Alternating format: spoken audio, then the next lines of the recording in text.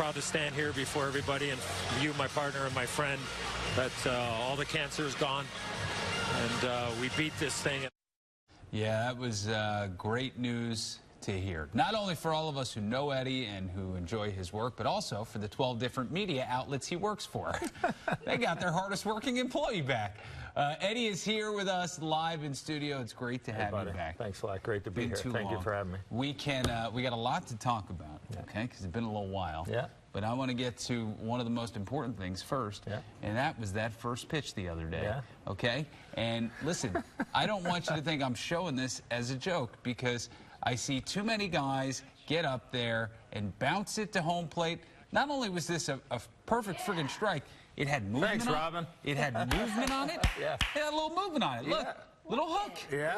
Well, I'll say this, is that Mike Montgomery, who caught the ball, said I had a little tail on it. Yeah. So, thank you. So it's been a while, by the way, with that terminology. But it was, look at, there was more pressure there throwing the ball off the mound than there was singing, because I have absolutely no talent when it comes to singing. Yeah. Just don't bounce it in there, get it there. And it's like shoot the puck, Pat, right? Yes. Like you got to make sure you get it below the goal line. And let's make a note. I was pretty lucky. From the mound. Yeah, from the You didn't mound. do it from the grass. That's right. You didn't do it 10 feet closer to home plate like some of these guys. You had good form. We got an epidemic in this country of too many men who don't know how to throw baseballs, and I'm glad to see you standing up there as a model for everyone to follow. God bless Eddie Olczyk, and God bless America. Thank you. Thank you. Yeah, it was a lot of fun, and I thank the Blackhawks and the Cubs for making that all possible. So it's the 5th time I sang. I think the 2nd time I threw the first pitch out, so it was a lot of fun. Always great to be at Wrigley because I'm a huge Cubs fan.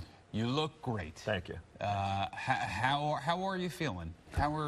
It's hard to believe, Pat. It's been like 1 year coming up in a couple of days when I got sick, and it seems like it's been 10 years. But I'm just so lucky with all the support that I've had, and the team of doctors over at Northwestern. So for me, I feel great. It's in a rearview mirror, and the farther I get away from February 21st, which was my last chemo date, the better that I am and better that I feel. So hopefully I can inspire one person with my story of keeping them away, having to go through what I did, and maybe somebody out there to deal with what I went through in dealing with chemotherapy. So I'm glad it was me. I'm glad it was nobody else in my circle, in my family. And hopefully I can be an inspiration to people the rest of my life, because this is going to be a goal of mine, is to try to help prevent people from having to go through what I did, regardless of what it is.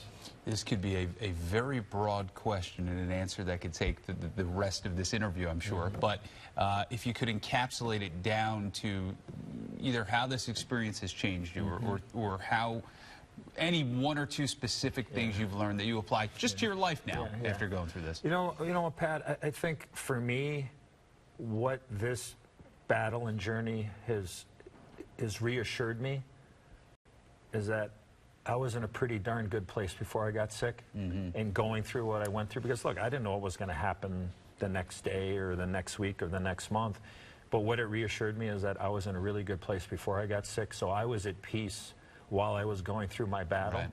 And the one thing that my wife and I really learned about was the caretakers and caregivers for people that are going through battles like this are so important. We have to make sure we're taking care of them, because they are going through a lot as well. They may not be going through the physical battle of taking medicine and taking chemotherapy, but they're going through an awful lot. And my wife Diana, of almost 30 years, coming up on August the 6th, I never saw her weak around me.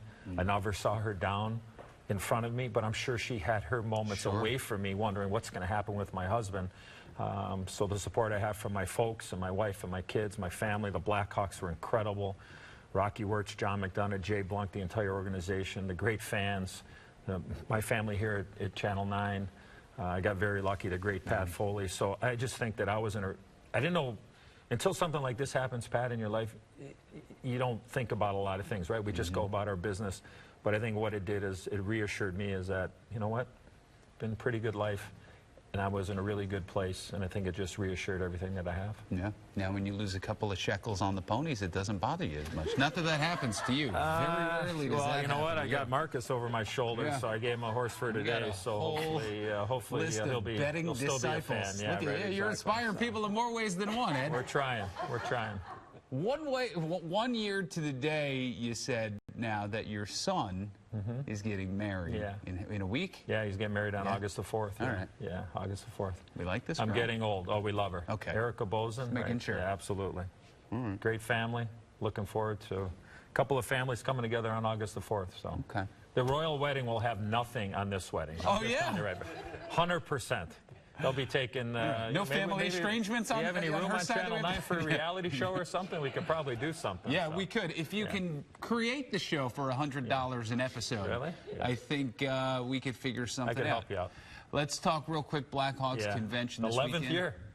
I can't believe it. Yeah. 11 years. When are you going to be there? When can they see you? Let's give them the exact day and location. I'm emceeing. Yeah. It's at the Hilton Chicago. Yeah, I'll be there and introducing everybody. But look, this is a celebration of Blackhawk hockey. That's what it is.